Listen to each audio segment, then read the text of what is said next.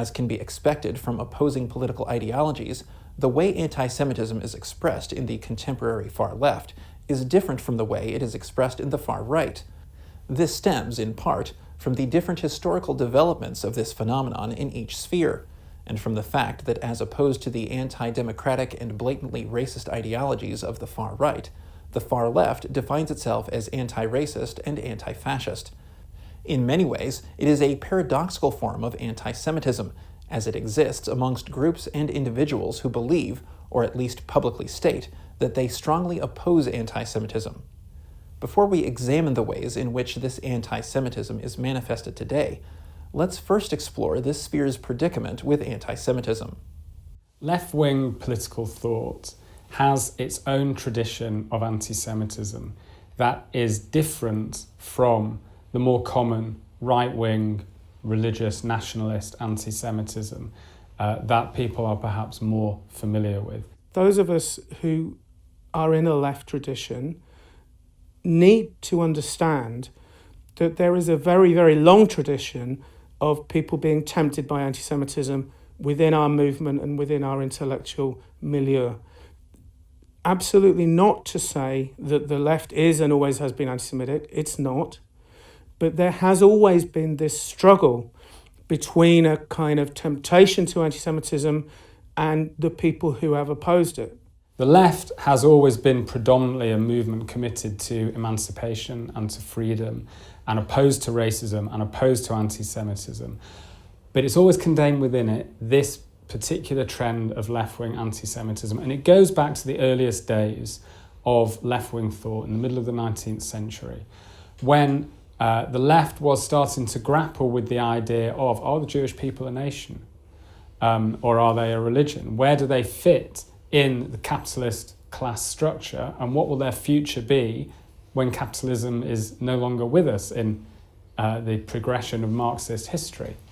And this was coupled with the idea that the left has always seen itself as emancipating people from the predations of capitalism and from the cruelty and the poverty that comes about through capitalism. Now, there's an anti-Semitic strand of this form of anti-capitalism that says that it's not just that capitalism is the problem that we need to free the people from. Most of these capitalists are Jewish. And this is the anti-Semitic form. And that in order to liberate people from capitalism, you need to liberate them from the Jewish hand behind capitalism. Now, this has always, as I said, been a minority strain in left-wing thought, but it's always been there. And at times of great stress and a great strain, it comes out. People on the left look around the world and they say, there's all sorts of terrible things going on in the world. There's all sorts of power imbalances and injustices and inefficiencies, and people have alienated lives and they're poor and they're hungry. And they say, how do we explain this and how can we change it? And one explanation that people are tempted by again and again is anti-Semitism. And often it's not explicit and it's not clear, but the left has always had difficulty understanding, thinking about the Jews. The Jews are either thought of as a kind of model of the oppressed, you know, the kind of image of the completely powerless Jew during the Holocaust, and the left can handle that, the left can think about that quite easily.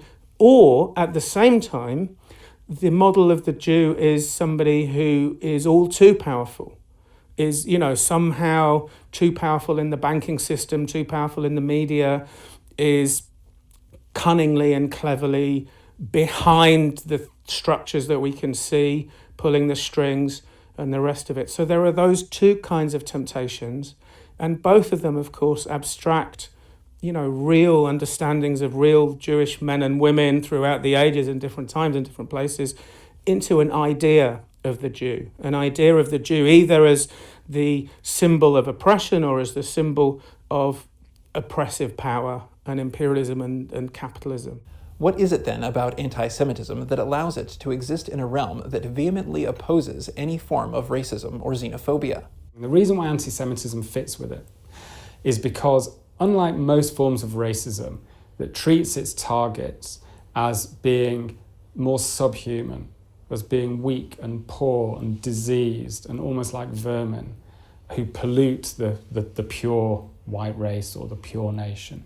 Anti-Semitism always portrays Jews as being immensely powerful at the other end of the scale, something to be feared because they can pull all the strings, because they have the money, because they control the politicians. So in as far as left-wing thought is emancipatory, anti-Semitism can fit into that framework because Jews are portrayed as powerful.